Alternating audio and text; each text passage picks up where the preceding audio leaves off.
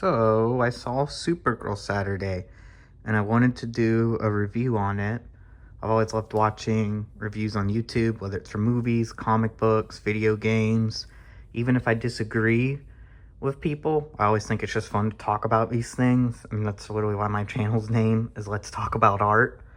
So yeah, I'll get into the review. I even took notes for this movie, and I've never done a YouTube video of notes or anything. I've always been like really unscripted. And so yeah, so overall, I will say I like this movie. And the first half of this will be spoiler free. The second half will be spoiler filled because I'll kind of compare it to the comic too. But yeah, so let's get into this. So the pros I have for the movie. I liked the characters and the character arcs. Now, it kind of pisses me off because I do see some people hating on this movie, or straight up like, okay, if you don't like it, that's fine, but like people straight up making lies about it, saying Supergirl has no character arc or Rufy has no character arc. They clearly do, and I'll just explain it. I won't go into spoilers what their character arcs are about, but Supergirl's character arc is about finding, purpose again in life through grief and depression. And Rufy's arc is about, the idea of justice versus revenge. But yes, like they do have character arcs, and I like the characters in general. Kara I liked. I do think she's a little different, like compared to like the comic version, as far as I feel like she changes way quicker in the comic compared to the movie. But I also think that's because the comic's told through Rufy's perspective, and the movie's told through Kara's perspective. And yeah, and I liked Kara. I loved Millie Alcock as her. I think she's great casting. Some of the jokes she told were really funny. Not all of them landed, but the ones that did land were pretty funny. And yeah, and I loved Lobo. Loved Jason Momoa as Lobo. I thought he was awesome. And then the acting. I thought the acting was great. Rufy is straight up from the comic. Like, I love that about her. Like, she literally speaks like the comic. She speaks like Quest Giver, like she does in the book. And Kara, Millie Alcock as Supergirl, she was amazing. And one thing that pisses me off, the people making fun of her because of her teeth and like trying to say she's ugly, it's like, I think you're a piece of shit if you do that. Make fun of somebody's appearance. And it's the funniest thing ever too, because those dudes that do that are usually the ugliest looking dudes. And even if you're a model, I still think it makes you an ugly person making fun of somebody's appearance. But yeah, you're just a shitty person. And I think it's funny when like they're like the ugliest looking dudes doing that. It's like, I don't know. It's just like, I don't think you should do that in general, but like you better be a good looking person if you're going to make fun of other people. And even then, like Millie Alcock's like super pretty. Like any of those dudes, I swear, would get with her if she wanted them to. And then the soundtrack. So I thought the soundtrack was really good. It doesn't work for everybody, which is, it's fine if it doesn't work for them. I liked all the music, and I also feel it's kind of shallow people comparing it to Guardians of the Galaxy just because it has, the movie takes place in space. It has aliens. It has needle drops. Like, it's kind of surface level. Like, I don't get the Guardians vibe really at all, in my opinion. Like, James Gunn didn't invent needle drops. He didn't invent space adventures.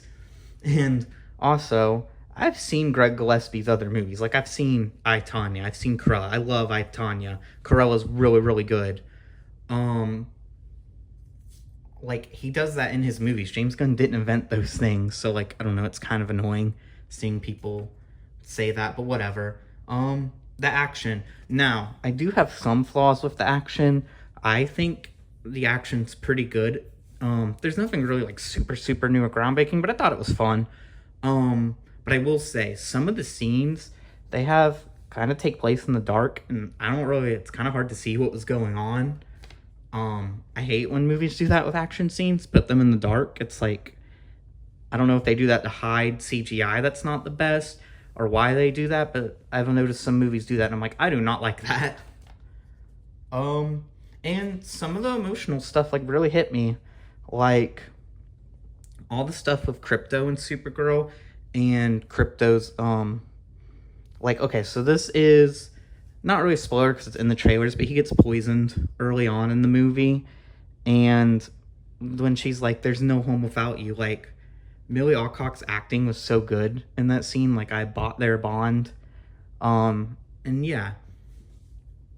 So yeah, a lot of the stuff, some of the emotional stuff really hit me, and it worked for me.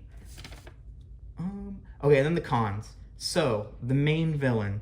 I'm not a huge fan of the main villain, Krim, in the movie. Not that the actor was bad. The actor did a good job. I just think the way he's written isn't the best. Like, he has a little bit of depth to him, but not a lot. And not every villain has to have that. Like, Emperor Palpatine's a good example from Star Wars. He really just wants to take over the galaxy, and he's like cartoonishly evil, but he's so charismatic, and Ian McDiarmid does such a great job. He's so evil, so charismatic that you wind up like thinking he's a great villain, even though he doesn't have that much depth to him. But yeah, I feel like if you're gonna do a villain like that doesn't have a lot of depth, they have to be charismatic, or they just have to be super charismatic. Okay, so some of the visuals I didn't really, care for. I've already went over that. Like, some of the CG I think is a little wonky, and, we're in my cons now. Some of the CG I think is a little wonky, and, yeah, some of the stuff take place in the dark, not a huge fan of. They depowered Supergirl a lot, and, so I understand why they do that. I feel like if you're writing a character like Superman or Supergirl, you have to give them a villain that's on par with them, that can go toe-to-toe with them, or you have to depower them. And I feel like I understood why they did it, but it was kind of annoying, because I felt like it happened a lot, and there were scenes like she would just get going, I felt like I was like Supergirl, and it was really fun, and then they depowered her like the next scene. But yeah, I'm not a huge fan of that, but I just found it kind of annoying. I understood why they did it, but it was annoying. And thin plot. Okay, so it does have a thin plot, I will say. It doesn't bother me that much. It probably bothers more people than me. I'm more of a character guy. Like, I go to movies, like, I care more about the character arcs, the themes, that type of stuff. Or even just if I end up liking your character. Usually I can like a movie even if it has a thin plot. But yeah. So overall, I will say, I like the movie. I give it like a 7 out of 10 or 7.5, somewhere around there.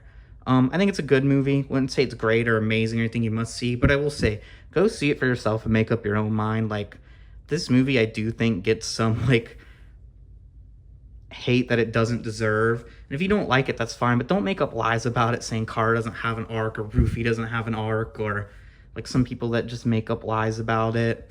Or anybody that ever calls, like, a movie woke or something like that, to me, or what did I say, something like that. Anybody that calls a movie woke, to me, I don't even want to listen to your opinion, just because it's like, media's always been that way. I think in the past it was a little more subtle about it, but like, you've clearly never made art before, because everybody puts like their opinions and like political stuff in their art, because you write about what you know. So it's like so stupid when people say stuff like that, and then you automatically, to me, I don't even listen to your opinion if you say that, but I mean, it is what it is. But yeah, so, and then another con, some of the changes from the comics. So now I will get into spoiler territory. So, I'm gonna move this stuff out the way. So, one of the first changes they make, which I didn't hate, is in the comic. If I remember correctly, I've only read it once. I need to read it again. Rufy's father is the only one that dies. They change it to where in the movie it's her whole family, which didn't bother me. And another change I don't like, the visuals in the comic are so much better. I don't know how you do that in live action, but like, just look at some of the stuff, like, so good, so stunning. I cannot pronounce the artist's name, so I'm not even gonna attempt it, but they did so good in this comic. Like, look at that, so good. But yeah, and then another change is, if I remember, the ending. So for the ending for the movie, they have Kara kill him at the end, and I don't know how I feel about it. I get what they were going for. They were going for basically like, some people deserve to be executed, but a child shouldn't watch or do it.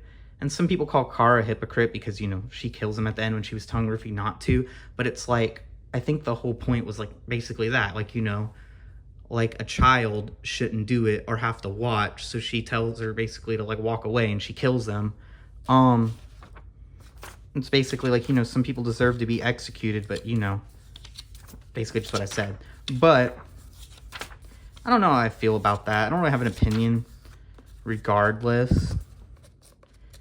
Oh yeah, and then it's like the comic, basically how the comic ends is that Kara throws him in the Phantom Zone for like 300, 200 years, and then Rufy, basically she sees him again, and he's like begging for forgiveness. She's like an elderly lady at this point. She just hits him with her cane and walks away.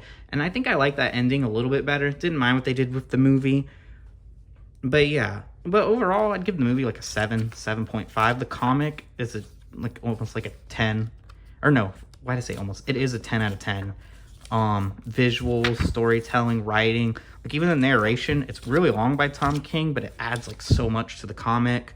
And I love Rufy, Supergirl, like overall just a great comic and like one of the best I've ever read. But yeah, so overall, I like the movie. I give it like a 7 out of 10. I'd say watch the movie first, then read the comic, because I feel like you might get disappointed if you read the comic first, and then, you know, the movie, or maybe you won't, I don't know. I know I did somewhat reading, because I read the comic like a year ago, and I don't know. I feel like the comic's much better. But yeah, overall, still would say it's a good movie. Go see it for yourself. Judge it for yourself. Don't listen to what other people say. But yeah, overall, I'd give the movie like a 7.5 out of 10, and yeah.